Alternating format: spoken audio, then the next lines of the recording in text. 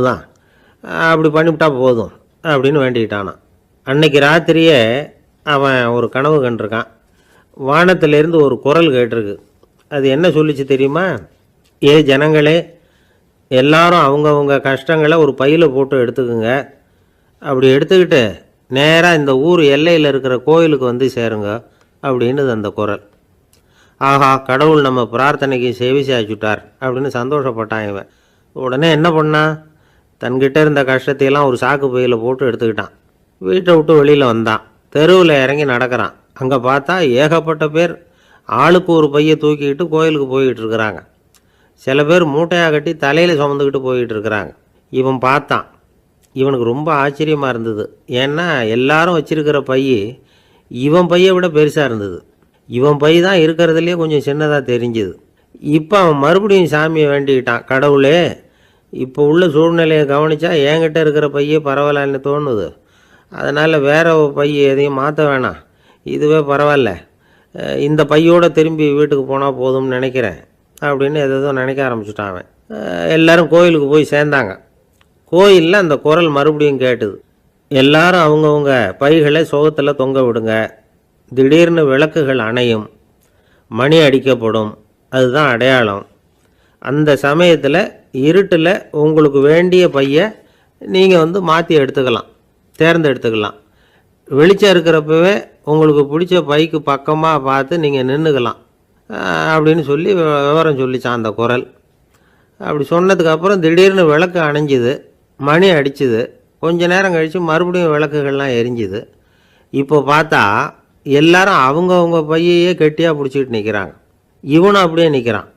இவன் மெதுவாக பக்கத்தில் நிற்கிறவங்ககிட்ட கேட்டானா, ஏன் நீங்கள் பையை கையிலேயே வச்சுருக்கிறீங்க, செவுத்தில் மாட்டலையா அப்படின்னு கேட்டிருக்கான். இல்லைப்பா, நீ ஏன் கையிலேயே வச்சுருக்கிறியோ அதே காரணத்துக்காக தான் நாங்களும் வச்சுருக்குறோம். நம்ம கவலைகளை பற்றி நமக்கு ஓரளவுக்காவது தெரியும். ஆனால் மற்றவங்க கவலைகள் நமக்கு பரிச்சயம் இல்லாதவை, பழக்கம் இல்லாதது. அதனால் நமக்கு தெரிஞ்ச கவலைகளை சமாளிக்கிறது சுலபம். தெரியாததை சமாளிக்கணும்னா மறுபடியும் ஆரம்பத்திலேருந்து ஆரம்பிக்கணும். அதனால் பழைய நண்பர்களோடு வாழறது தான் மேல் அப்படின்னு ஆனான். அதுக்கப்புறம் அவன் தன்னோட பையே போதும்னு வீட்டுக்கு திரும்பி வந்துட்டானான். இது ஒரு பெரியவர் சொல்லியிருக்கிற கதை. கப்பல் கடலில் போய்கிட்டு இருக்கு. புயல், சூறாவளி, அலையெல்லாம் பெருசு பெருசாக ரொம்ப உயரமாக உண்டாகுது. கடுமையான காற்றுலேயும் வேகமான அலைகள்லேயும் சிக்கி அந்த கப்பல் தடுமாறுது. திசை மாறி போச்சு. எந்த பக்கம் போயிட்டுருக்குறோம்னே தெரியல. அந்த கப்பலை செலுத்திக்கிட்டு இருந்த மாலுமி ரொம்ப சாமர்த்தியமாக செயல்பட்டார். தன்னுடைய அறிவாற்றலையும் திறமையையும் முழுமையாக பயன்படுத்தினார். அந்த கப்பலை கட்டுப்படுத்தினார். மெதுவாக அந்த சூறாவளியிலிருந்து கப்பலை காப்பாற்றி கரைக்கு கொண்டுட்டு வந்து சேர்த்துட்டார். மாலுமின்னு ஒருத்தர் இருந்ததுனால அந்த மரக்கலம் காப்பாற்றப்பட்டது. மாலுமின்னு ஒருத்தர் இல்லைன்னு வச்சுக்கோங்க, அந்த கப்பலோட கதி என்னவா இருக்கும் யோசிச்சு பாருங்கள். ஒரு கோபக்காரனுடைய நிலைமையும் அப்படித்தானா. கோபக்காரன்கிறவன் ஒரு மாலுமி இல்லாத மரக்கலம் அப்படிங்கிறார் நபிகள் நாயகம். கொந்தளிக்கிற கடலில் கொடுமையான அலைகளின் உச்சியில் அது மாதிரி இதுன்னு சொல்லலை, அதை விட மோசம் இது அப்படிங்கிறார். ஏன் தெரியுமா? ஒரு கப்பல் கடலில் தடுமாறினா அதை சரிப்படுத்த மாலுமி இருக்கிறார். அவர் தன்னுடைய சாமர்த்தியத்தினால் அதை கட்டுப்படுத்தி சரியான வழிக்கு கொண்டுட்டு வந்துடுவார். ஆனால் கோபக்காரனுடைய நிலைமை அப்படி இல்லை அப்படிங்கிறார் நபிகள் நாயகம். மனித மனம் ஒரு மரக்கலம், அறிவு அதில் இருக்கிற மாலுமி. மாலுமி மரக்கலத்தை செலுத்துகிறான், அவனுக்கு கட்டுப்பட்டு அது ஓடுது. ஆனால் கோபக்காரனுங்கிற மனுஷங்கிட்ட அறிவுங்கிற மாலுமி சரியாக வேலை செய்ய மாட்டான். ஏன்னா கோபம் அந்த மாலுமியின் கண்களை அவிச்சிரும், காதுகளை கேட்காம பண்ணிவிடும். கண்ணையும் காதையும் மூடிவிட்டு கப்பலை ஓட்டுனா எப்படி ஓட்டுறது? அதனால் கோபக்காரன் மாலுமி இல்லாத மரக்கலம். இடி மின்னலில் மாட்டிக்கிட்டு கஷ்டப்படுற கப்பல் மாதிரி கஷ்டப்படுறான். பெரியவங்கள்லாம் என்ன சொல்கிறாங்க?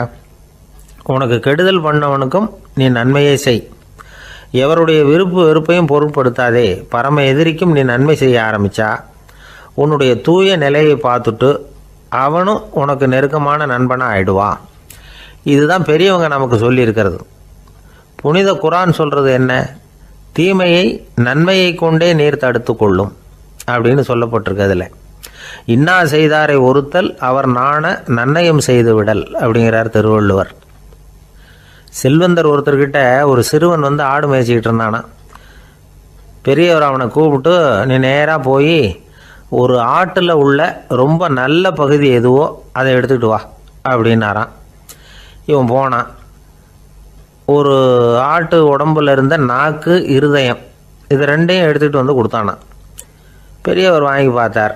அதுக்கப்புறம், இப்போ நீ போய் இன்னொரு ஆட்டில் இருக்கிற ரொம்ப கெட்ட பகுதி எதுவோ அதை எடுத்துகிட்டு வா அப்படின்னாரான். இவன் போய் எடுத்துகிட்டு வந்தான். அவன் கையில் இருந்தது மறுபடியும் அதே மாதிரி நாக்கு, இருதயம், இது ரெண்டும் தான். என்னது இப்பவும் அதையே கொண்டுட்டு வந்திருக்கிற அப்படின்னாரான் பெரியவர். இவன் சொன்னானா, ஒரு உடம்பில் உள்ள ரொம்ப நல்ல பொருளும் இதுதான், ரொம்ப கெட்ட பொருளும் இதுதான் அப்படின்னானான். இளம் வயசில் இப்படி பதில் சொன்னவர் தான் பேரறிஞர் லுக்மானுல் ஹக்கீம் அவர்கள்.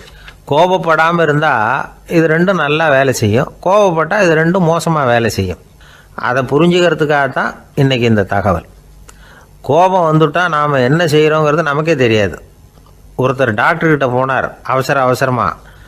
டாக்டர், எனக்கு இப்போ கடுமையான கோப வெறி, எனக்கு கண்ணு மண்ணு ஒன்றும் புரியல, உடனடியாக அதை கட்டுப்படுத்தணும், உடனே இதுக்கு ஏதாவது ஒரு மாத்திரை கொடுங்க ப்ளீஸ் அப்படின்னார். அந்த டாக்டரும் உடனே ஒரு மாத்திரையை கொடுத்து, இதை உடனே போடுங்க, நான் தண்ணி கொண்டுகிட்டு வரேன்னு உள்ளே போனார். தண்ணியோடு திரும்பி வந்தார். இவர் சொன்னார், டாக்டர், நீங்கள் கொடுத்த மாத்திரை ரொம்ப பெருசாக இருந்தது, இருந்தாலும் கஷ்டப்பட்டு முழுங்கிட்டேன்னார். டாக்டர் சந்தேகத்தோடு மேசையை பார்க்குறார். பார்த்தா மாத்திரை அங்கேயே இருக்குது, பேப்பர் வெயிட்டை காணலை. ஒரே ஒரு ஊரில் ஒரு பாதிரியார் இருந்தார். ரொம்ப நாள் சந்தோஷமாக வாழ்ந்தார். ஒரு நாள் அவர் மடத்து சமையல் அறையில் பாத்திரங்களை கழுவி துலக்கி சுத்தப்படுத்திக்கிட்டு இருந்தார். அந்த சமயத்தில் ஒரு தேவதூதன் அவர் முன்னாடி வந்து நின்னான். இவர் நிமிர்ந்து பார்த்தார்.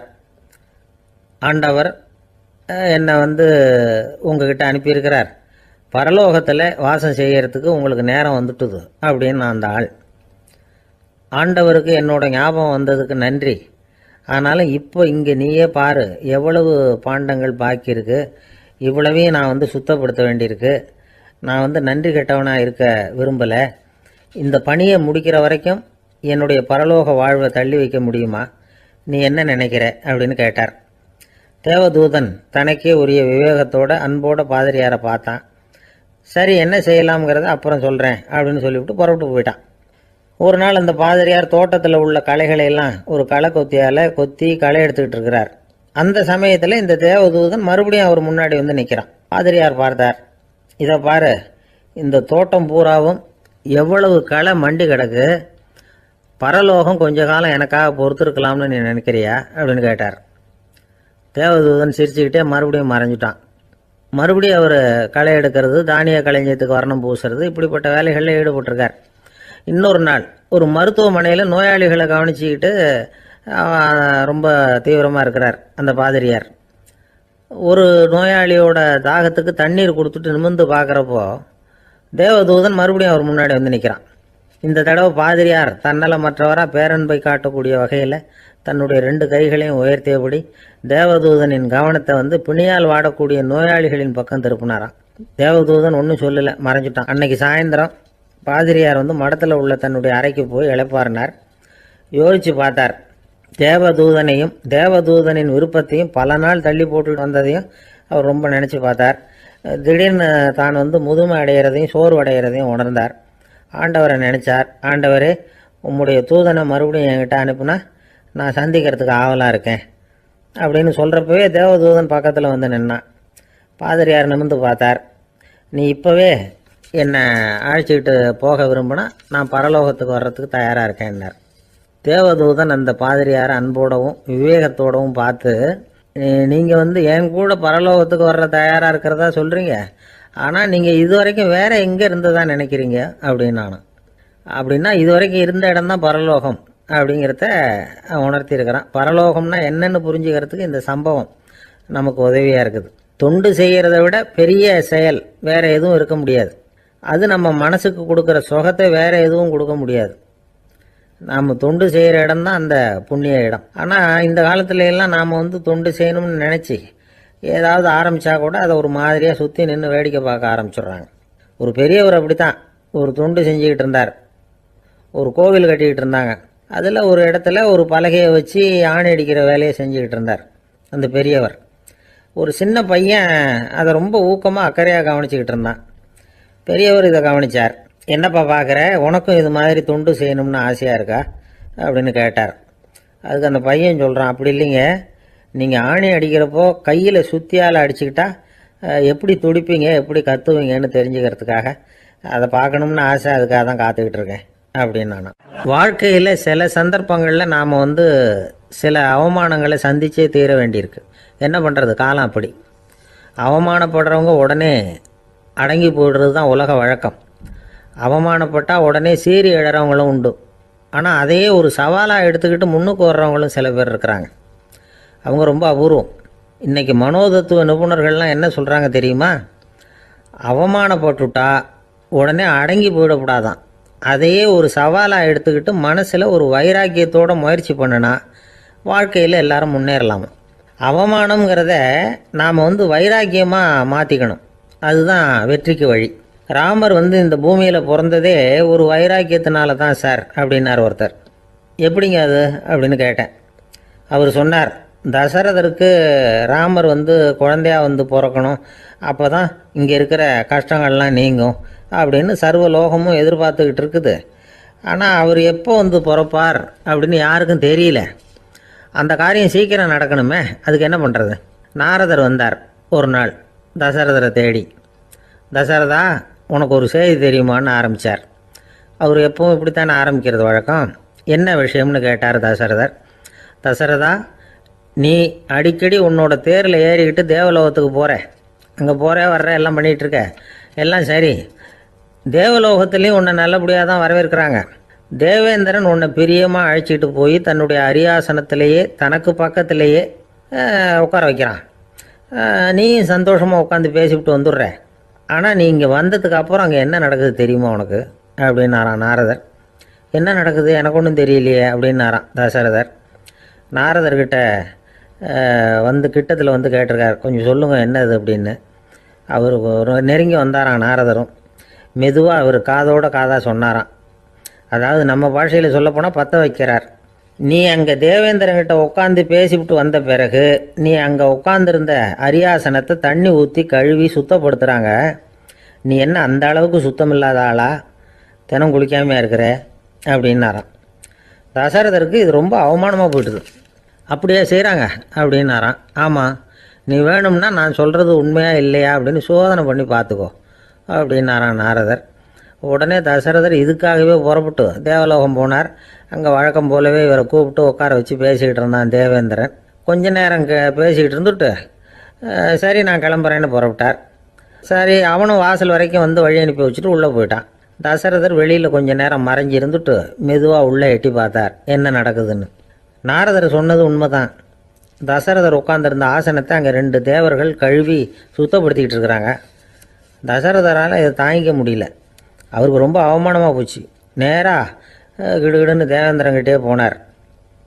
நான் உட்காந்துருந்த இருக்கையே சுத்தம் பண்ணுறியே, நான் என்ன அந்த அளவுக்கு பாவியா அப்படின்னு கேட்டார். ரொம்ப கோபமாக கேட்டார். தசரதரே, மனுஷனுக்கு 3 கடன்கள் உண்டு. தேவ கடன், ரிஷி கடன், பித்ரு கடன். இதை தீர்க்காதவன் பாவியாகிறான். இதில் மகனை பெறுவதால் தான் பித்ரு கடன் தீரும். உனக்கு மகன் கிடையாது, அதனால் நீ பாவி ஆகிற. பாவி உட்காந்துருந்த இடம்ங்கிறதுனால அதை சுத்தம் செய்ய வேண்டியது எங்கள் கடமை அப்படின்னு நானான் தேவேந்திரன். இந்த இடத்துல தசரதருக்கு ஏற்பட்ட அவமானம் ஒரு வைராக்கியமாக மாறிச்சு. தேவேந்திரனே கேட்டுக்கோ, ஒரு மகனை பெற்ற பிறகு தான் இந்த சபையில் மறுபடியும் அடி எடுத்து வைப்பேன் அப்படின்னு சொல்லிவிட்டு போயிட்டாரான். போய் புத்திர காமேஷ் யாகம் பண்ணார். புத்திரர்கள் பிறந்தார்கள். இந்த கதையில் உள்ள கருத்து என்னென்னா, தேவேந்திரன் தசரதரை அப்படி அவமானப்படுத்தலைன்னா அவருக்கு இப்படி ஒரு வைராக்கியம் பிறந்திருக்குமா? யோசித்து பார்க்கணும். நமக்கு ஏற்படுகிற சில அவமானங்களையும் வைராக்கியமாக மாற்றிக்குவோம். அப்படி மாற்றிக்கிட்டோம்னா வாழ்க்கையில் முன்னேறலாம். நம்ம ஆளுங்க சில பேர் அவமானத்தை வைராக்கியமாக மாற்றிக்கிறது எப்படி தெரியுமா? நம்மக்கிட்ட ஒரு பையன் சொன்னான், எங்கள் அப்பா என்னை எல்லாருக்கும் முன்னாடி வச்சு திட்டிவிட்டார், பொறுப்பு இல்லாமல் ஊர் சுற்றுறேன்னு சொல்லி அவமானப்படுத்தி விட்டார். இனிமேல் நீ என் முகத்திலேயே முழிக்காதரா போடான்னு வேற சொல்லிவிட்டார். எனக்கு ரோஷம் வந்துட்டுது. அந்த அவமானத்தை வைராக்கியமாக மாற்றிக்கிட்டேன். அன்னையிலேருந்து அவர் முகத்திலேயே முழிக்கிறதில்ல அப்படின்னா. அப்படியான்னு கேட்டோம். ஆமாங்க, அவர் வீட்டில் இல்லாத நேரமாக பார்த்து உள்ள சமையல் கட்டுக்கு போய் சாப்பிட்டுட்டு நைஸாக வெளியில் வந்துடுவேன் அப்படிங்கிறான் அவன். என்னுடைய நீண்டகால நண்பர் ஒருத்தர் வருஷம் தவறாமல் திருநள்ளாறு அப்படிங்கிற திருத்தலத்துக்கு போயிட்டு வர்றது வழக்கம். அங்கே என்ன சார் விசேஷம்னு கேட்கறது உண்டு.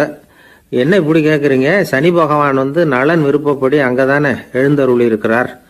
அவரை போய் பார்த்து ஒரு கும்பிடு ஓடிட்டு வந்தா நம்ம பிடிச்சிருக்கிற சனியெல்லாம் விலகும் அப்படிம்பார். சத்தம் போட்டு சொல்லாதீங்க சார், வீட்டில் வேற யார் காதிலையாவது இது விழுந்துற போது அப்படின்னு சொல்கிறது உண்டு வர்றவங்க. இப்போது நான் சொல்கிறதுல உள்ள நியாயத்தை புரிஞ்சுக்கிட்டு அவரும் கொஞ்சம் எச்சரிக்கை உணர்வோட நமக்கு நன்றி சொல்லுவார்னு வச்சுங்களேன். அதாவது பார்வை மூலமாகவே. அந்த நண்பருக்கு ஆன்மீக விஷயங்களில் அதிக ஈடுபாடு உண்டு. அப்பப்போ சில புராண கதைகளை எல்லாம் சொல்கிறது உண்டு. ரொம்ப சுவாரஸ்யமாக இருக்கும். எப்போவுமே புராண விஷயங்களையெல்லாம் அறிவியலுங்கிற தராசில் வச்சு எடை போட்டுட்டு இருக்கக்கூடாது. அப்படி பார்த்தா அதெல்லாம் நம்ப முடியாத வெறும் கற்பனைகளாக தோணும், மூட நம்பிக்கைகளாகவும் தெரியும். புராணங்களை புராணங்களாகவே புரிஞ்சுக்கிறவங்களுக்கு அதெல்லாம் அர்த்தமுள்ள செய்திகளை உள்ளடக்கி இருக்கிறதாக தெரியும். அந்த வகையில் தான் இந்த நண்பரும் நிறைய செய்திகளை சொல்கிறது உண்டு. சனியை போல கொடுக்குறவனும் இல்லை, சனியை போல கெடுக்கிறவனும் இல்லை அப்படின்னு சோதிடர்கள் சொல்லுவாங்க. நாம் ஏதாவது ஒரு வம்புல மாட்டிக்கிட்டா பிடிச்சது சனி அப்படிங்கிறோம். ராவணன் எப்பேற்பட்ட வீரன், அவனே சனி பார்வைப்பட்டது தானே சங்கடப்பட ஆரம்பித்தான் அப்படின்னார் நண்பர். அது எப்படிங்கன்னு கேட்டேன். அவர் சொல்ல ஆரம்பித்தார். இந்த ராவணன் இருக்கானே, நவ கிரகங்களையும் பிடிச்சி கொண்டுட்டு தன்னுடைய சிம்மாசனத்தில் அப்படியே படிகளாக போட்டு வச்சுட்டானா, ஒவ்வொரு படியாக. பாவம் அந்த 9 தேவதைகளும் ஒவ்வொரு படியாக குப்புற கிடக்குறாங்க. நவக்கிரகம் நம்மளை ஆட்டி படைக்குதுன்னு நாம் சொல்லிட்டு இருக்கிறோம். ஆனால் அந்த நவக்கிரகங்களை ராவணன் எப்படி வச்சுருந்தான் பாருங்க. எல்லாரையும் சிம்மாசனத்துக்கு பக்கத்தில் படிப்படியாக போட்டு வச்சிருக்கிறான். காலை அது மேலே வச்சு தான் ஏறி போகணும். வேறு வழி இல்லாமல் எல்லாரும் குப்புற விழுந்து கிடக்குறாங்க. ராவணன் ஒவ்வொரு தடவையும் இவங்க முதுகில் அடி வச்சு ஏறி தான் அந்த சிம்மாசனத்துக்கு போகிறது வழக்கம். இப்படி நடந்துக்கிட்டு இருக்கிறது நாரதர் கண்ணில் பட்டுட்டு தான். அவர் சும்மா இருப்பாரா? யோசனை பண்ணார் என்ன செய்யலாம் அப்படின்னு. ஒரு முடிவு பண்ணிட்டு நேராக ராவணன் கிட்ட போனாராம்.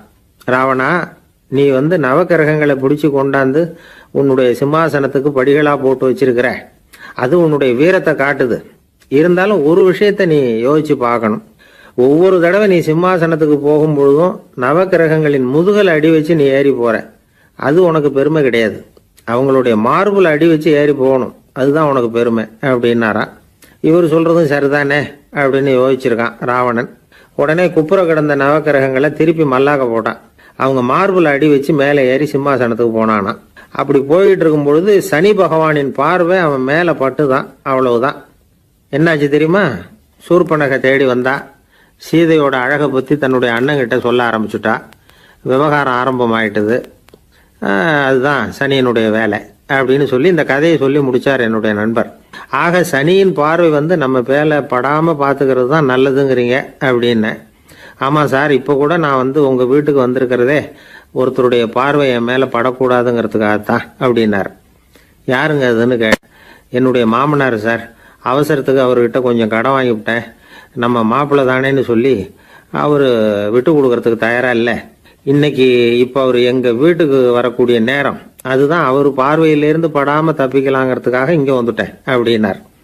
பார்வை படணும்னு இருந்தால் பட்டுத்தான் தீரும் போல இருக்கு அப்படின்னா.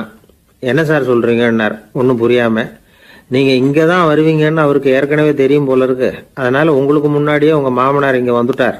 அதுவும் அந்த பீரோவுக்கு பக்கத்தில் தான் பின்னாடி மறைஞ்சு நின்றுட்டு இருக்கிறார் அப்படின்னு. இந்த உலகத்தில் உண்மையாகவே வேதாந்தம் பேசுகிறவங்களும் உண்டு.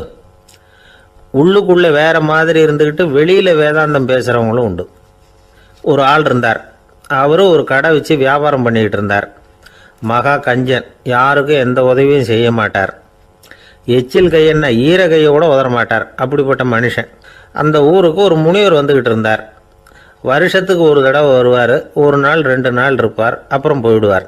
அந்த முனிவர் வர்றப்போலாம் இந்த ஆள் எழுந்திரிச்சு ஓடி போய் அவரை வரவேற்பான். ரொம்ப பெரிய வேதாந்தி மாதிரி அவர்கிட்ட பேசிக்கிட்டு இருப்பான்.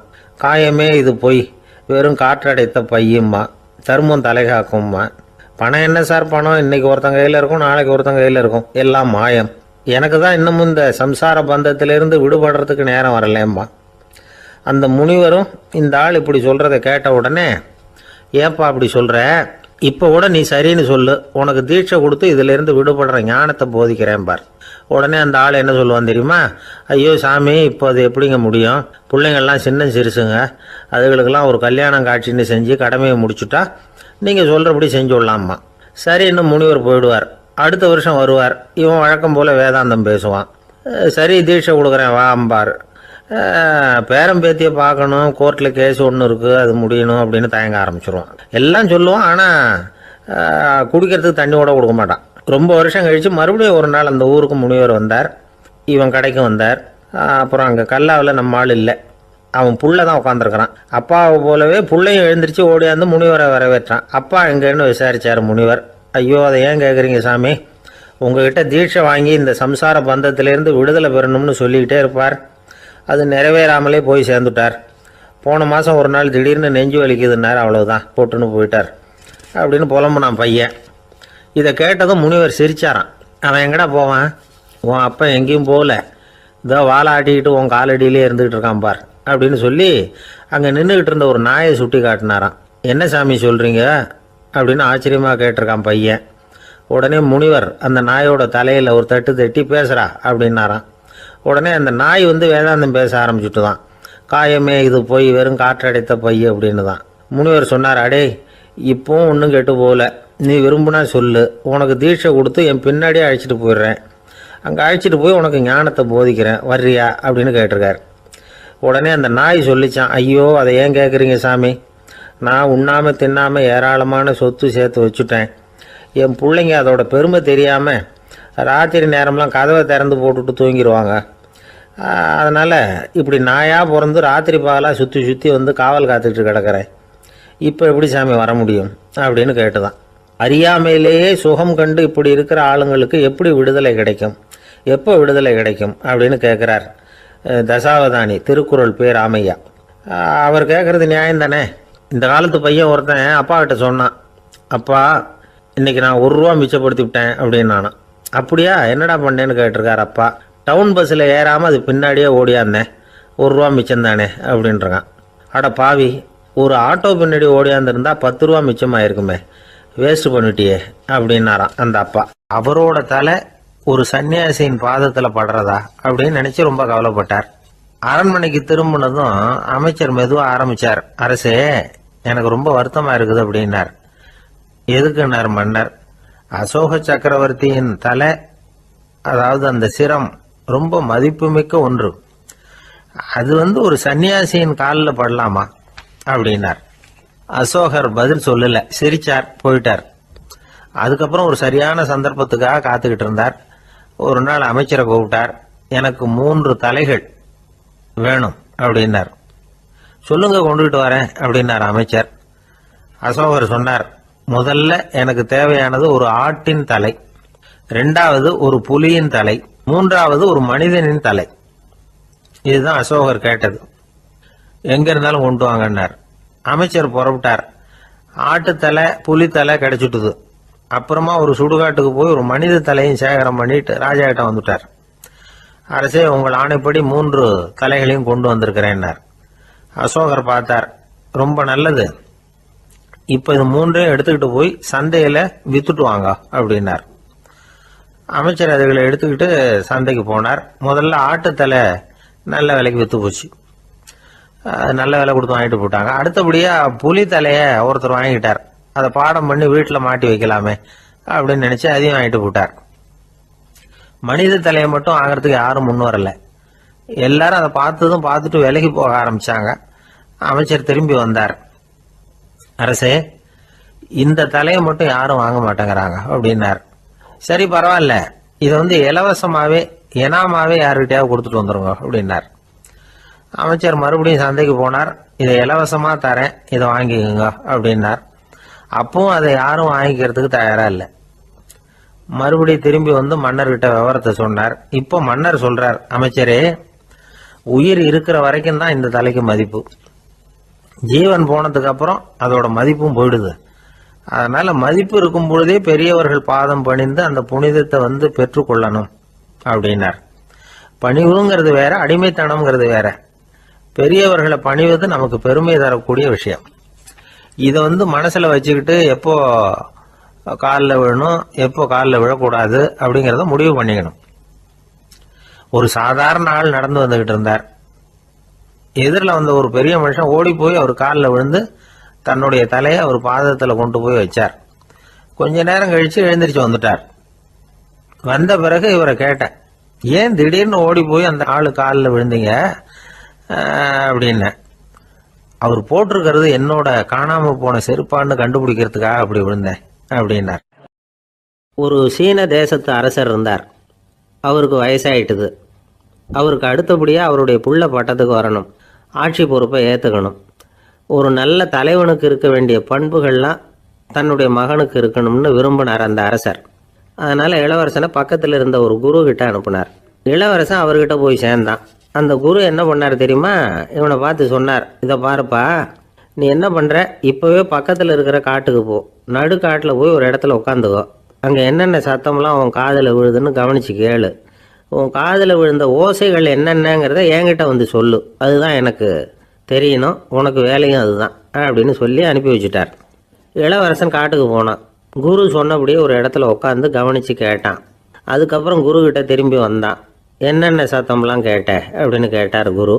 குருவே, காட்டில் நான் பறவைகள் சத்தம்லாம் கேட்டேன், மிருகங்களின் ஓசையையும் கேட்டேன், இதை தவிர இடி மின்னல் மழை இதுகளோட சத்தத்தையும் கேட்டேன் அப்படின்னா. குரு யோசனை பண்ணார், நீ இன்னமும் சரியாக கேட்கல, அதனால் மறுபடியும் காட்டுக்கு போ, கொஞ்ச நாள் தங்கியிருந்து கேட்டுட்டு வா அப்படின்னார். இளவரசனுக்கு ஒன்றும் புரியல.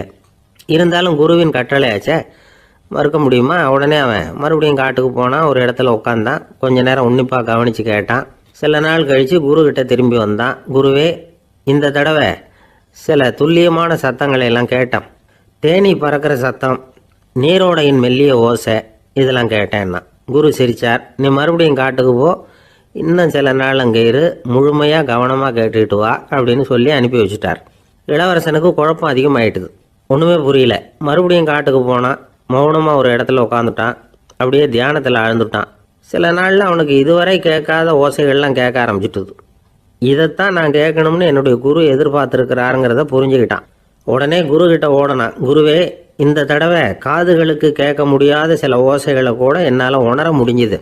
பூ மலருகிற ஓசை, சூரியனால் பூமி சூடாகிறப்போ எழுகிற ஓசை, காலை பனித்துளி இந்த புல்லுலாம் குடிக்கிற ஓசை, இது எல்லாம் என்னால் நல்லா கேட்க முடிஞ்சுது அப்படின்னா. குருவுக்கு இப்போ தான் திருப்தி ஏற்பட்டு தான். இளவரசனை பார்த்து சொன்னார், இதை பாருப்பா, இப்போ தான் நாட்டை ஆளுகிற தகுதி உனக்கு வந்திருக்குது அப்படின்னு சொல்லி அதுக்கு விளக்கமும் கொடுத்தாராம். எந்த அரசன் தன்னுடைய மக்களின் எதையும் பேசுகிற மௌன மொழியை, மௌன வார்த்தைகளை கேட்குறானோ அவன்தான் ஆள தகுதி உள்ளவன். எந்த அரசன் தன்னுடைய மக்களின் உணர்ச்சிகளை உண்மையாக உணர்றானோ அவன்தான் முதன்மையான அரசன். போலி வார்த்தைகளை மட்டும் கேட்டுட்டு பல மௌன ராகங்களை காதில் வாங்கிக்காதவன் அரசனே இல்லை. எந்த நாட்டில் எப்போ ஒரு அரசன் தன்னுடைய மக்களின் உணர்ச்சிகளை கேட்க மறுக்கிறானோ அன்னையிலேருந்தே அந்த நாடு அழிய தொடங்குது அப்படின்னு அர்த்தம். ஒரு ஆள் இன்னொருத்தங்கிட்ட ஒரு கொடை கடன் வாங்கியிருந்தான், திருப்பி கொடுக்கல. கொடையை கொடுத்தவன் கேட்டான், என்கிட்ட கடன் வாங்கினிய கொடை, அதை கொஞ்சம் திருப்பி தர்றியான்னா. அது உனக்கு இப்போ அவசரமாக தேவைப்படுதா அப்படின்னு கேட்டான் இவன். எனக்கு தேவைப்படலை, அந்த கொடையை நான் யாருக்கிட்ட வாங்கியிருந்தேனோ அவனுக்கு இப்போ அது அவசரமாக தேவைப்படுது அப்படின்னானான் அந்த ஆள். அந்த ஆளுக்கு பேச தெரியாது, அவர்கிட்ட கொஞ்சம் எச்சரிக்கையாக நடந்துக்கோ அப்படின்னு சொல்கிறது உண்டு. அப்படின்னா என்ன அர்த்தம்? அவர் இன்னமும் குழந்தையாகவே இருக்கிறாரு, இன்னும் பேச்சு வரலன்னு அர்த்தம்? அப்படி இல்லை, அவருக்கு நாகரிகமாக பேச தெரியலன்னு அர்த்தம். பேசுறதுங்கிறது மனுஷனால் மட்டுமே முடியக்கூடிய ஒரு காரியம். அப்படி இருந்தும் அதோட பெருமையை அவன் இன்னமும் சரியாக புரிஞ்சிக்கலன்னு தான் சொல்லணும். அதனால தான் அவன் அளவுக்கு அதிகமாக வார்த்தைகளை கொட்டி போடுறான். அதுக்கப்புறம் அதையெல்லாம் திருப்பி அள்ள முடியாமல் கிடந்து கஷ்டப்படுறான். கொட்டின வார்த்தையை அள்ள முடியுமா? ஒருத்தரை இன்னைக்கு பார்த்து முட்டாள்னு திட்டி போடுறீங்க, நாளைக்கு மறுபடியும் அவர்கிட்ட போய் நேற்றுக்கு உன்னை முட்டாள்னு சொல்லிவிட்டேன், அந்த வார்த்தையை திருப்பி கொடு, வாங்கிட்டு போயிடுறேன் அப்படின்னு நான் சொல்ல முடியும்?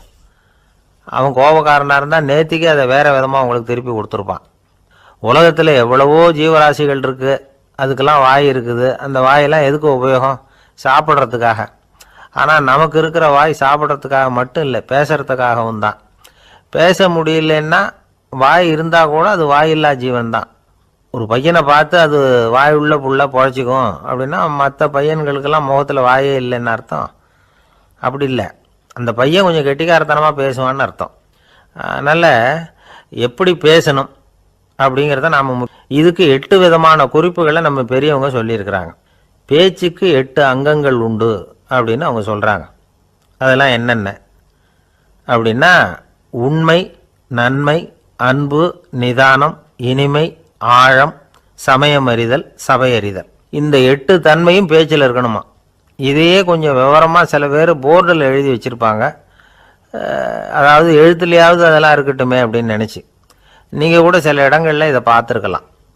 அதாவது உண்மையே பேசுக, நன்மையே பேசுக, அன்பாக பேசுக, நிதானமாக பேசுக, இனிமையாக பேசுக, ஆழமுடையதாக பேசுக, சமயமறிந்து பேசுக, சபையறிந்து பேசுக, இப்படி எழுதி வச்சுருப்பாங்க. இந்த 8 அம்சமும் சரியாக பொருந்தி இருந்தால் தான் அது பேச்சு. மற்றதெல்லாம் பேச்சாகிடாது. பேச்சு ஒரு சிறந்த கலை. எல்லாத்தையும் விட பேசாமல் இருந்தும் பழகணும், அது ரொம்ப முக்கியம். உண்மையே பேசணும். சத்தியத்துக்கு மதிப்பு கொடுக்குறவங்கள தான் சரித்திரம் மதிக்கும். உண்மை பேசினா மட்டும் போதாது, அந்த உண்மையில் நன்மை கலந்துருக்கணும். கொலைகாரனுக்கு பயந்துக்கிட்டு ஒருத்தன் உங்கள் வீட்டுக்குள்ளே ஒளிஞ்சிருக்கிறான். அந்த முரட்டு ஆசாமி கையில் அறிவாளோடு வந்து அவன் இங்கே வந்தானான்னு உங்ககிட்ட கேட்குறான்னு வச்சுங்க. உண்மை தான் உயர்வு தரும் அப்படின்னு நினச்சிக்கிட்டு, ஆமாம் உள்ளே தான் இருக்கிறான், அடுப்பங்கரையில் குதிருக்கு பின்னாடி உட்காந்துருக்கிறான், போய் பிடிச்சிட்டு போங்க அப்படின்னு நான் சொல்லுவீங்க. அது நன்மை இல்லாத உண்மை.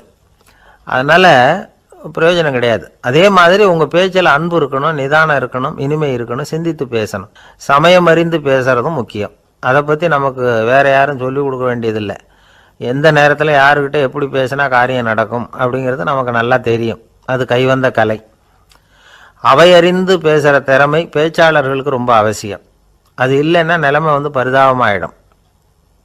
ஒரு பேச்சாளர் ரொம்ப மும்முரமாக பேசிக்கிட்டே இருந்தாராம். ரொம்ப நேரம் நிறுத்தவே இல்லை, பேசிக்கிட்டே இருக்கிறார். சபையில் இருந்தவங்கெல்லாம் ஒவ்வொருத்தராக எழுந்திரிச்சு போய்கிட்டே இருக்கிறாங்க. கடைசியில் 2 பேர் தான் அக்கறையாக பேசுகிறவரை கவனிச்சிட்டு உட்காந்துருந்தாங்களாம். மேடையில் பேசிக்கிட்டு இருந்தவர் அவங்கள பார்த்து சொன்னாராம், எனக்கு கூட்டம் முக்கியம் இல்லை, எவ்வளவு பேர் என் பேச்சை கேட்குறாங்க அப்படிங்கிறது முக்கியம் இல்லை. நீங்கள் 2 பேராவது ஊக்கமாக என்னை கவனிச்சிக்கிட்டு உட்காந்துருக்குறீங்க, அது போதும். உங்களுக்காகவே நான் பேசிக்கிட்டு இருக்கிறேன் அப்படின்னார். இதை கேட்டதும் உட்காந்துருந்த 2 பேரில் ஒருத்தர் எழுந்திரிச்சு, அப்படி இல்லைங்க, நாங்கள் 2 பேரும் நீங்கள் பேசி முடித்த உடனே தொடர்ந்து பேச வேண்டிய ஆளுங்க, அதுக்காக தான் காத்துக்கிட்டு இருக்கிறோம், சீக்கிரம் முடிங்க அப்படின்னாங்களாம். ஒரு ஊரில் ஒரு புகழ்பெற்ற பத்திரிகையாளர் இருந்தார். அவர் ஒரு நாள் திடீர்னு இறந்து போயிட்டார். அதுக்கப்புறம் நேராக சொர்க்கத்துக்கு போனார். சொர்க்கத்தின் வாசலில் நின்றுக்கிட்டு இருந்த ஒருத்தர் அவரை தடுத்தார். இதை பாரு, ஏற்கனவே இங்கே 12 பத்திரிகையாளர்கள் இருக்கிறாங்க, அவங்களுக்கே இங்கே வேலை இல்லை. அதுக்கு என்ன காரணம்னா, சொர்க்கத்தில் திடுக்கிடும் செய்திகள்லாம் ஒன்றும் கிடையாது, அப்படி என்ன இருக்க போகுது இங்கே எல்லாம் அது ஒழுங்காக நடந்துக்கிட்டு இருக்கோம். எல்லாம் ஒழுங்காக நடந்தால் பத்திரிகைகளுக்கு சுவாரஸ்யமான கொலை, கொள்ளை, தீ வைப்பு இது மாதிரி எதுவும் இங்கே இல்லை. ஏற்கனவே இங்கே இருக்கிறவங்க எல்லாரும் மரத்தடியில் உட்காந்துக்கிட்டு தியானம் பண்ணிகிட்டு இருக்கிறாங்க. அந்த ஒரே செய்தி தான் தினமும் இங்கே வந்துக்கிட்டு இருக்குது. அதை படிக்கிறதுக்கே இங்கே ஆள் கிடையாது. அதனால் நான் என்ன சொல்கிறேன்னா, நீ பேசாமல் நரகத்துக்கே போயிடு. அங்கே எவ்வளவோ நிகழ்ச்சிகள் நடந்துக்கிட்டு இருக்கு, அங்கே தான் அதிகமான பத்திரிகையாளர்கள் தேவைப்படுறாங்க, அங்கே உனக்கு நிறைய வேலை இருக்கும், அதை செய்கிறதில்ல நீயும் மகிழ்ச்சியாக இருக்கலாம் அப்படின்னு சொன்னாராம். அங்கே அந்த சொர்க்கத்தின் வாசலில் நின்றுக்கிட்டு இருந்தவர். இந்த பத்திரிகையாளர் அங்கேயே நின்று கொஞ்சம் யோசனை பண்ணார். இவருக்கு சொர்க்கத்திலே இருக்கணும்னு தான் ஆசை. அதனால் மெதுவாக அவர்கிட்ட பேசினாராம், ஐயா, என்னை ஒரு 24 மணி நேரம் இங்கே உள்ளே இருக்கிறதுக்கு அனுமதி கொடுங்க. இங்கே இருக்கிற பல பத்திரிகையாளர்களை எனக்கு தெரியும், அவங்களில் சில பேரை சமாதானப்படுத்தி மெதுவாக பேசி நரகத்துக்கு அனுப்பி வச்சுட்றேன். நான் இங்கே இருந்துக்கிறேன். உங்கள் கணக்குப்படி 12 பேருக்கு மேலே இங்கே தாண்டாது, அப்படி பார்த்துக்கிறேன் அப்படின்னாராம். அவரும் யோசனை பண்ணி பார்த்துட்டு, சரி அப்படியே உனக்கு அனுமதி கொடுக்குறேன், ஆனால் ஒரு விஷயம், 24 மணி நேரம் தான் அனுமதி, அதுக்குள்ளே எல்லாம் நடக்கணும் அப்படின்ட்டுருக்கார். சரின்னு சொல்லிவிட்டு இந்த பத்திரிகையாளர் உள்ளே போனார். யோசனை பண்ணார், திட்டம் போட்டு ஒரு பொருளையை கிளப்பி விட்டார். சக பத்திரிகையாளர்களெல்லாம் கூப்பிட்டு சொன்னாராம், இதை பாருங்கள், நரகத்தில் ஒரு பெரிய தினசரி பேப்பரை கொண்டுகிட்டு வர்றதுக்காக திட்டம் போட்டுக்கிட்டு இருக்காங்க. அதுக்கு பல அதிகாரிகள் தேவைப்படுறாங்க, நிறைய சம்பளம் கிடைக்கும். யார் யாரெல்லாம் நரகத்துக்கு போக ஆசைப்படுறாங்களோ அவங்கெல்லாம் போகலாம் அப்படின்னு ஒரு பொருளையை கிளப்பி விட்டார். 24 மணி நேரம் கழித்து வாசல் பக்கம் போனார். அங்கே இருந்தவர்கிட்ட எத்தனை பேர் வெளியேறினாங்கன்னு விசாரித்தாராம்.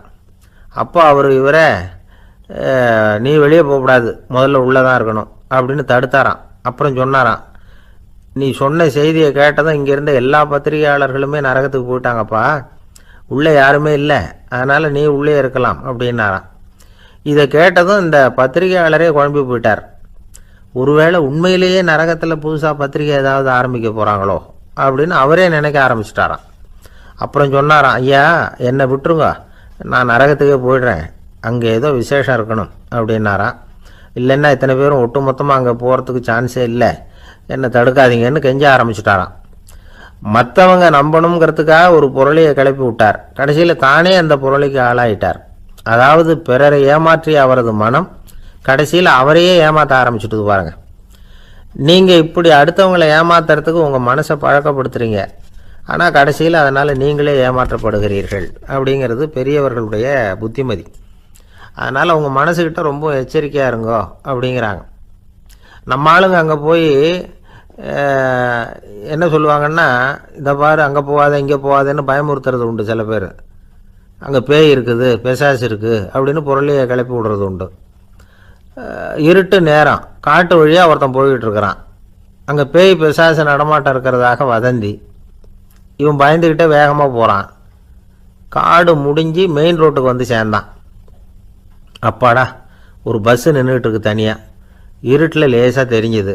ஓடி போய் ஏறி உள்ளே உட்காந்துக்கிட்டான். பயந்துக்கிட்டே போனவன் அப்புறம் தான் தெரியுது உள்ள யாருமே இல்லை, டிரைவரும் இல்லை, கண்டக்டரும் இல்லை, வேறு யாரும் இல்லை. இவனுக்கு பேய் பயம் அதிகமாக போட்டுது. ஏன்னா நடு ராத்திரி. இந்த நேரம் பார்த்து அந்த பஸ்ஸு தானே நகர ஆரம்பிச்சுதான். இவனுக்கு இன்னும் பயம் அதிகமாக போட்டுது. ஏன்னா டிரைவர் சீட்டு காலியாக இருக்குது, பஸ்ஸு நகருது. இவன் உடம்பு பூரா நடுங்க ஆரம்பிச்சுட்டுது. வீல்னு கத்தலாமான்னு பார்த்தான். அந்த நேரம் பார்த்து அவன் தோளில் ஒரு கை விழுந்துதான். திடுக்கிட்டு திரும்பி பார்த்துருக்குறான். அங்கே டிரைவர் நிற்கிறார். அவர் சொன்னாராம், ஏன்பா ஏற்கனவே பஸ்ஸு பிரேக் டவுன், நாங்கள்லாம் பின்னாடி இறங்கி நின்று தள்ளிகிட்டு இருக்கிறோம், நீ மட்டும் ஜாலியாக ஏறி உக்காந்துக்கிட்டியா, இறங்கி வந்து தள்ளப்பா அப்படின்னாராம். இருட்டை கண்டா பயம் உண்டாகுதே, அது ஏன்? இப்படி ஒரு கேள்வியை ஒரு பெரியவர்கிட்ட கேட்டாங்க. அதுக்கு அவர் பதில் சொல்றார், மனிதனுடைய ஆதிகால வாழ்க்கையில் தொற்றி கொண்ட பயம் இது வேரூன்றி இருக்குது, இன்னமும் போகலை. 50,000 வருஷங்களுக்கு முன்னாடி மனுஷன் குகைகளில் வாழ்ந்தான். பகலில் பயம் இருக்காது, ராத்திரியில் மிருகங்கள் தாக்கும் கொல்லும், நிம்மதியாக தூங்க கூட முடியாது. அதனால் இந்த மனுஷனுக்கு இரவுன்னா மரணம் பயம் அப்படின்னு பழகி போச்சு. மனிதர்களுடைய எல்லா மனசையும் சேர்த்து மொத்தமாக ஒரு மனசு உண்டு. மனிதர்களுடைய நினைவு இந்த மொத்த மனசில் பதிஞ்சிருக்கு, பரவுது. இந்த மொத்த மனசில் இருட்டு பற்றிய பயம் பதிந்து நீடிக்குது அப்படிங்கிறார் அவர். இந்த காலத்தில் இரவை பகலாக்கிறதுக்கு எவ்வளவோ விளக்குகள்லாம் வந்தாச்சு. ராத்திரியிலேயும் மிருகங்கள் தாக்குங்கிற நிலைமை இல்லை. பாதுகாப்பான வீடுகள் விலங்குகளும் விலகி போயிட்டு, விலங்குகள்லாம் விலகி போயிட்டுது, வீடுகளும் பாதுகாப்பாக இருக்குது. சரி, இருந்தாலும் அந்த பழங்கால பயம் இருட்டு பயம் இன்னமும் மனுஷனை விட்டு போகல. இன்னொரு விஷயம் என்னன்னா, இருட்டிலேருந்து வெளிச்சத்துக்கு வராத மனிதர்கள் இன்னைக்கு அதிகம். ஒரு ஆள் ஆற்றுக்கு மீன் பிடிக்கிறதுக்காக போனான், இன்னும் விடியல, அதுக்குள்ளே வலையை எடுத்துகிட்டு கிளம்பி போயிட்டான். வெளிச்சம் வர்றதுக்கு முன்னாடியே போய் சேர்ந்துட்டான். விடிகிற வரைக்கும் என்ன பண்ணுறது, சும்மா கரையிலேயே உட்காந்து காலாட்டிக்கிட்டு இருக்கிறான். காலில் ஏதோ ஒரு சின்ன மூட்டை தட்டுப்பட்டுது. இருட்டில் அது என்னன்னு சரியாக தெரியல. மூட்டைக்குள்ளே சின்ன சின்ன கல்லாக நிறைஞ்சி இருக்குது. சும்மா பொழுது போகணுமேங்கிறதுக்காக இவன் அந்த மூட்டைக்குள்ளே இருந்து ஒவ்வொரு கல்லாக எடுத்து ஆற்றுல வீசிக்கிட்டு இருக்கிறான். விடிகிற வரைக்கும் வேறு வேலை இல்லைங்கிறதுனால எப்படி செஞ்சுக்கிட்டே உட்காந்துருக்கிறான். கிழக்க மெதுவாக வெளிச்சம் தெரிய ஆரம்பிச்சது, பொழுது விடியறதுக்கான அறிகுறி. இதுக்குள்ளே அந்த மூட்டையில் இருந்த எல்லா கல்லையும் எடுத்து வீசி எறிஞ்சுட்டான். கடைசியாக ஒரே ஒரு கல் மட்டும்தான் கையில் பாக்கி இருந்தது. வெளிச்சம் வந்ததும் அந்த கல்லை பார்த்தான், அப்படியே திகைச்சு போயிட்டான். அடடா, இது வரைக்கும் தெரியாமல் தப்பு பண்ணிட்டோமே அப்படின்னு நினச்சான். ஏன் தெரியுமா, அவன் கையில் இருந்தது வெறும் கல் இல்லை, விலை வசந்த ரத்தன கல். அது இருட்டில் என்னென்னு புரியாததுனால மூட்டையில் இருந்த எல்லா ரத்தன கல்லையும் ஆற்றுல வீசி எறிஞ்சிருக்கிறான். இப்போ அவனுக்கு அழுகையே வந்துடும் போல இருந்தது. வாழ்க்கையை வசதி ஆக்கிக்கிறதுக்கான வாய்ப்பு அவனுக்கு இருந்தது, இருந்தாலும் இருட்டில் அதை இழந்துட்டான். அந்த வகையில் அவனுக்கு கொஞ்சம் அதிர்ஷ்டம் இருந்திருக்குது. அதாவது ஏதோ ஒரு வகையில் இருந்திருக்குது. அதனால தான் அந்த கடைசி கல்லை எரியறதுக்குள்ளே வெளிச்சம் வந்துட்டுது. பல பேருக்கு அந்த அளவு கூட அதிர்ஷ்டம் வர்றதில்லை. எல்லாத்தையும் வீசினதுக்கு அப்புறம் தான் வெளிச்சம் வரும். என்னென்னு விவரம் தெரியாமலே எழுந்திரிச்சு வந்துடுவாங்க. வாழ்க்கைங்கிறது ஒரு பெரிய புதையல். அதை புரிஞ்சிக்காம மனுஷன் அதை வீசி எரிஞ்சுக்கிட்டு இருக்கான் அப்படிங்கிறது தான் பெரியவங்க கருத்து. சில பேருக்கு புரிஞ்சுக்கிற நேரம் வரும், அதுக்குள்ள வாழ்நாள்லாம் ஓடி போயிருக்கும். அதுக்கப்புறம் என்ன பண்றது? நம்மால் ஒருத்தன் கையில் ஒரு சின்ன பையோட வந்துகிட்டு இருந்தான். பை உள்ள ஏகப்பட்ட நகைகள், ரத்தன கல் எல்லாம் இருக்கு. வந்துகிட்டு இருந்தவன் திடீர்னு அந்த பையை அப்படியே ஒரு குளத்துல வீசி எறிஞ்சுட்டான். மகான்கள் தான் இப்படி பற்று இல்லாம இருப்பாங்க. என்னங்க இது, விலை மதிப்புள்ள அந்த பையை இப்படி குளத்துல வீசி எறிஞ்சுட்டீங்களே, இதுக்கு என்ன அர்த்தம் அப்படின்னு கேட்டார் அவன் கூட வந்தவர். அவன் மெதுவா இவர் காதோட காதா சொல்றான். ஒரு போலீஸ்காரர் பின்னாடி வந்துகிட்டு இருக்கிறார், அவர் போனதுக்கு அப்புறம் இதை எடுத்துக்குவேன் அப்படிங்கிறான். இந்த உலகத்துல மனுஷன் எவ்வளவோ தவறுகள் செய்கிறான். அதுக்கெல்லாம் என்ன காரணம்? அதை பற்றின ஆராய்ச்சி தான் இன்னைக்கு. இதுக்கு ஆராய்ச்சி என்னத்துக்கு, அது தெரிஞ்ச விஷயம் தானே அப்படின்னு நீங்கள் நினைக்கலாம். ஆனால் அப்படி அலட்சியமாக இந்த விஷயத்தை விட்டுறக்கூடாது. பொதுவாக எல்லோரும் நினைக்கலாம் எது சரி எது தவறு அப்படின்னு தெரியாததுனால தான் மனுஷன் தப்பு பண்ணுறான் அப்படின்னு. ஆனால் அப்படி சொல்லிட முடியாது. மனுஷன் தெரிஞ்சே தான் தவறுகள் பண்ணுறான். இப்போ உதாரணத்துக்கு ஒரு சாலையில் இடது பக்கம் போக வேண்டிய ஒருத்தர் நடுக்கோட்டை தாண்டி வலது பக்கமாக வண்டியை ஓட்டிகிட்டு போகிறாருன்னு வச்சுக்கோங்க. என்னப்பா இது தப்பு இல்லையா அப்படின்னு அவர்கிட்ட கேட்டால், அதெல்லாம் எனக்கு தெரியும், நீ உன் வேலையை பார்த்துட்டு போ அப்படிம்பார். வலது பக்கமாக போகிறது தப்புன்னு தெரிஞ்சே தான் அவர் அப்படி செய்கிறார், அப்படி போகிறார். பெரிய உத்தியோகத்தில் இருக்கிறவங்க கூட லஞ்சம் வாங்குறாங்க. அவங்களுக்கெல்லாம் லஞ்சம் வாங்குறது தப்புன்னு தெரியலன்னு அர்த்தம்? திருடுறது தப்புன்னு தெரியாமலாம் மனுஷன் திருடுறான்? நல்லாவே தெரியும். நீங்கள் வேணும்னா கேட்டு பாருங்கள், வேறு வழி இல்லை அதனால தான் திருடுறேன்பா. திருடுறது ஒரு புண்ணியமான காரியம்னு திருடனே கூட சொல்ல மாட்டான். திருடுறது தவறுங்கிறது திருடனுக்கு தெரியும் அப்படிங்கிறத விளக்கிறதுக்காக ஒரு பெரியவர் ஒரு கதை சொன்னார். அதாவது 2 திருடர்கள் 2 பேரும் சேர்ந்து ஒரு வீட்டுக்கு போய் ஒரு 10,000 ரூபாயை திருடிட்டு வந்துடுறாங்க. ஒரு காட்டு வழியாக வந்துக்கிட்டு இருக்கிறாங்க. இன்னும் விடியல. 2 பேருக்கும் தூக்கம் கண்ணை சுற்றுது. சரி, இப்படியே ஒரு மரத்தடியில் படுத்து தூங்குவோம், காலையில் விடிஞ்சதும் இந்த பணத்தை 2 பேரும் பங்கு போட்டுக்குவோம் அப்படின்னு முடிவு பண்ணுறாங்க. அதே மாதிரி படுத்து தூங்குறாங்க. நடு ராத்திரியில் ஒரு திருடன் முழிச்சிக்கிறான். விடிகிற வரைக்கும் காத்துக்கிட்டு இருந்தால் 5,000 ரூபா தான் கிடைக்கும், இப்போவே கம்பி நீட்டினா 10,000 ரூபா கிடைக்கும் அப்படின்னு யோசித்து பார்த்துட்டு ஒரு முடிவுக்கு வந்தான். மெதுவாக அந்த 10,000த்தையும் சுருட்டிக்கிட்டு அடுத்தவனுக்கு தெரியாமல் ஓடி போயிட்டான். விடியுது. அடுத்தவன் எழுந்திரிச்சு பார்க்குறான். பணத்தையும் காணலை, பாகஸ்தனையும் காணலை. இந்த திருடன் அந்த திருடனை திட்டுறான். திருட்டு பய, அயோக்கிய பய, இப்படி அநியாயமாக கிளப்பிட்டு போட்டானே அப்படிங்கிறான். இதுலேருந்து என்ன தெரியுது? தெரியாமல் எடுத்துக்கிட்டு போகிறது திருட்டு, அயோக்கியத்தனம், அநியாயம் அப்படிங்கிறது இவனுக்கு தெரிஞ்சிருக்குது. அதனால தான் அடுத்தவனை பார்த்து இப்படி திட்டுறான். அதனால் தெரியாததுனால மனுஷன் தவறு பண்ணுறான்னு சொல்கிறது சரியில்லை. அப்படின்னா மனுஷன் பண்ணுற தவறுகளுக்கு உண்மையான காரணம் தான் என்ன? இதே சந்தேகம் அர்ஜுனனுக்கும் வந்துதான். அதனால தான் அவன் பகவானை பார்த்து கேட்குறான். மனுஷன் தன் விருப்பத்துக்கு விரோதமாக ஏதோ ஒரு சக்தியினால பலாத்காரமாக இழுக்கப்பட்டது மாதிரி பாவம் பண்ணுறானே, அந்த சக்தி என்ன அப்படின்னு கேட்குறான். இதுக்கு பகவான் பதில் சொல்கிறார். காமமும் குரோதமும் தான் அந்த சக்திகள், அதாவது ஆசையும் சினமும். இது 2ம் உன்னுடைய எதிரிகள் அப்படிங்கிறத புரிஞ்சுக்கோ அப்படிங்கிறார். இன்னமும் நுணுக்கமாக பார்த்தா காமத்தினுடைய மறு உருவங்கள் தான் குரோதமும் லோபமும். ஆசை நிறைவேறலைன்னா குரோதம், அதாவது கோபம். ஆசை நிறைவேறிட்டதுன்னா லோபம், அதாவது பேராசை. பாவத்தை கண்ட்ரோல் பண்ணணும்னா அதுக்கு மெயின் சுவிட்சு எது அப்படிங்கிறது இப்போ தான் தெரியுது. அதுக்கு மனுஷன் தெரிஞ்சே தான் தவறு பண்ணுறான் அப்படின்னு பேசிக்கிட்டோமே. அதுக்கு ஒரு உதாரணம். ஒரு ஆள் ஹோட்டலில் சாப்பிட போனான். சாப்பிட்டு முடித்தான். எழுந்திரிச்சு முதலாளிகிட்ட பில்லை கொடுத்தான். காசை கொடுக்கல. முதலாளி பணம் கொடுன்னு கேட்டார். இவன் என்கிட்ட பணம் இல்லைன்னா. முதலாளி கொஞ்சம் கூட அலட்டிக்கல. உள்ளே இருந்து ஒரு ஆளை கூப்பிட்டார். இவனை கூப்பிட்டுட்டு போய் இட்லி மாவு ஆட்ட சொல்லுன்னார். இவனும் கவலைப்படாமல் உள்ளே போயிட்டான். அப்போது அழைச்சிட்டு போகிற ஆள் கேட்குறான், ஏன் சார் சாப்பிட்றதுக்கு முன்னாடி காசு இல்லைங்கிறது உங்களுக்கு தெரியாதா அப்படின்னு கேட்குறான். தெரியும், காசு இல்லைங்கிறதும் தெரியும், காசு இல்லாமல் சாப்பிட்டா மாவாட்டணுங்கிறதும் தெரியும் அப்படின்னா அந்த ஆள். அப்படின்னா நீங்கள் உங்கள் வீட்லேயே சாப்பிட்ருக்கலாமே அப்படின்னு கேட்குறான் அவன்.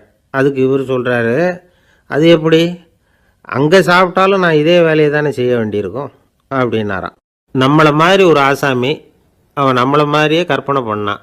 அதாவது நாம் தான் இந்த உலகத்தில் ரொம்பவும் கஷ்டப்படுறோம், மற்றவங்கெல்லாம் சந்தோஷமாக இருக்கிறாங்க அப்படின்னு அவன் நினச்சிக்கிட்டான்.